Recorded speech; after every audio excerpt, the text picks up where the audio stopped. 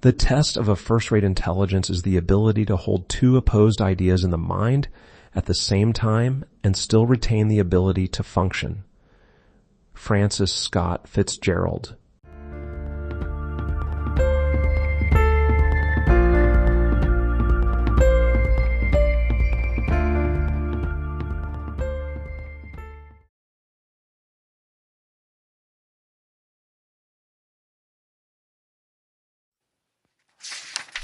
Death and the Emergence of Life. In this chapter, we'll answer one of the most intriguing questions of existence. Where does life come from at birth, and where does it go after death? To understand this, we need to recall that in addition to the self-improvement of the realm of information, there is an opposing process, the degradation of the realm of energy. The process of degradation is characterized by the principle of entropy as described by the second law of thermodynamics. If self-improvement leads to the internal organization of matter becoming more complex, then degradation, conversely, simplifies it.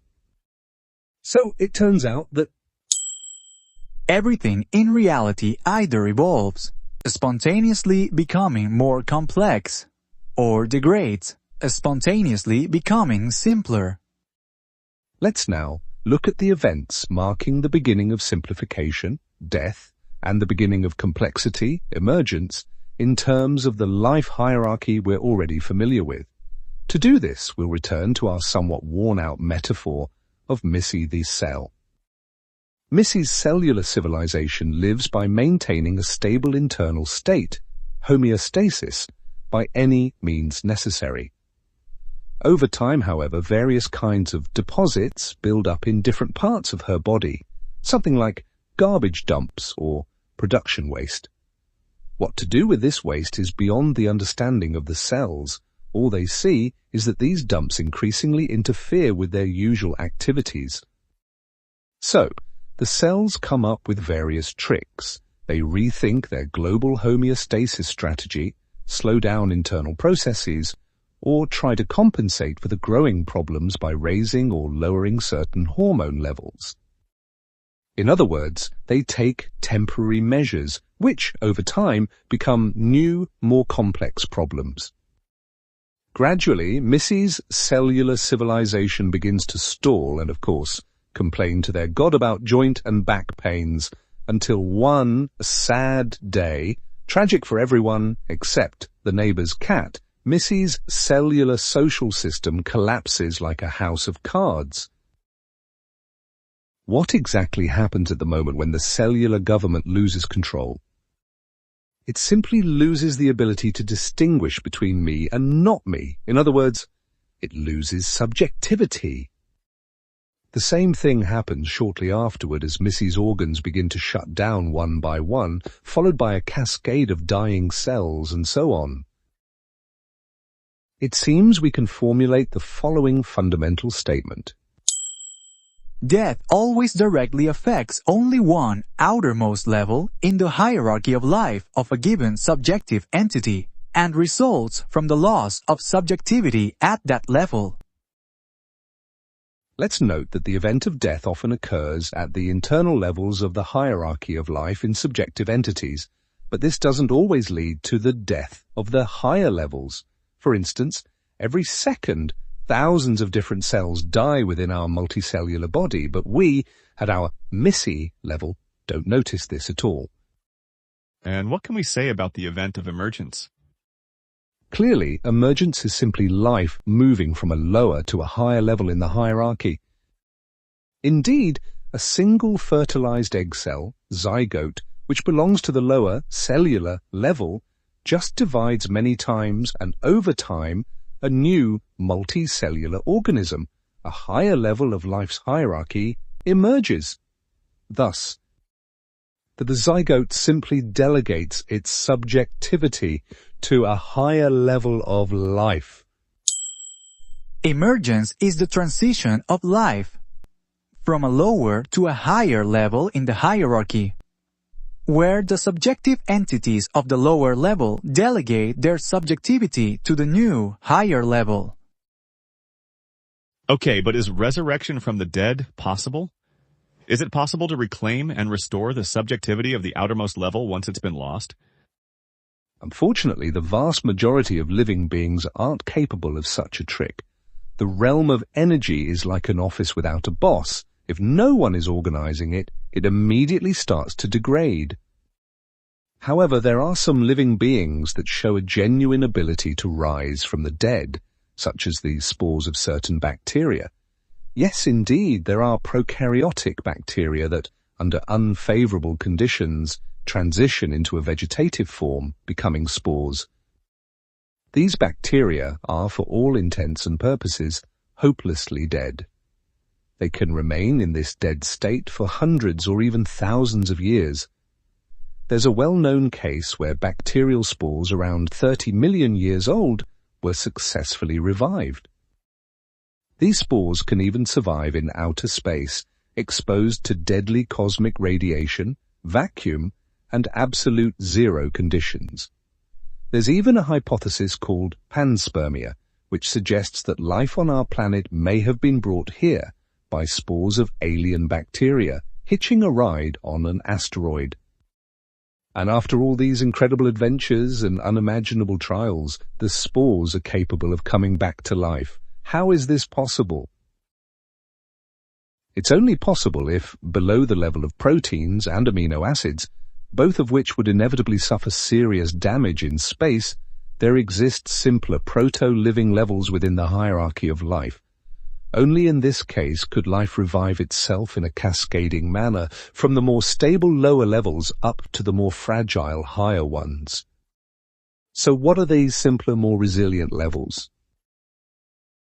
Let's refer first to Michael Levin, a professor of developmental biology and the Vannevar Bush Chair in biology at Tufts University, an expert in the fields of developmental and synthetic biology. In one of his interviews, he stated that as we delve deeper and deeper into subcellular structures, we don't find any special phase transition where a magical bolt of lightning strikes and suddenly living biology gives way to non-living physics. Levin is convinced that matter's ability to engage in cognition extends far below the level of cells, meaning that we are, in fact, talking about the subjectivity of organic molecules. Levin's words are directly supported by the work of Stuart Kaufman, a well-known American expert in theoretical biology and complex systems, professor at 3 universities, and winner of numerous scientific awards. In his research, Kaufman identified what are known as autocatalytic sets of polymers. These are essentially just collections of chemical substances that act as catalysts for one another. When present together, they spontaneously combine into organic polymer molecules, replicating themselves over and over again. For polymer molecules, an autocatalytic set is like the surface of a pond teeming with organic matter is for an amoeba. In other words, polymer molecules definitely have a model of the universe. The universe is an environment that contains such and such chemical substances in such and such concentrations, etc., by which they are able to reproduce and maintain their homeostasis. So it turns out that polymer molecules are also proto-alive. They represent a level in the hierarchy of life, located just below the level of proteins and amino acids. Fascinating, isn't it? Let's briefly summarize everything we've learned in this chapter. It turns out that life simply moves from one level to another. Missy lived, and then she died. Matter degraded from the level of Missy, the organism, to the level of her organs, but life couldn't hold on at this level for long either. Matter degraded to the level of cells. In time, even the cells couldn't survive, and matter degraded to the level of proteins. At this point, one of two things happened. Missy's proteins might have ended up as a meal for a crocodile, her bloodthirsty killer. In this case, the degradation of matter stops there. Or rather, the proteins break down further into amino acids in the crocodile's stomach. But after that, evolution kicks in. Missy's amino acids contribute to forming matter of a higher level of organization, life's hierarchy, in the crocodile's body. New proteins synthesize, new cells form, and so on. Alternatively, Missy didn't meet her end in a crocodile's jaws, but peacefully passed away somewhere in the basement of an abandoned house. In this case, matter degrades a bit further, to the level of organic chemistry. But already at this level, degradation gives way to evolution. Countless bacteria consume the hydrocarbon compounds and incorporate them into their own organisms. Summary. Everything in reality either evolves, spontaneously becomes more complex, or degrades, spontaneously becomes simpler. Death always directly affects only one outermost level in the hierarchy of life of a given subjective entity, and results from the loss of subjectivity at that level. Emergence is the transition of life from a lower to a higher level in the hierarchy, in which the subjective entities of the lower level delegate their subjectivity to the new, higher level.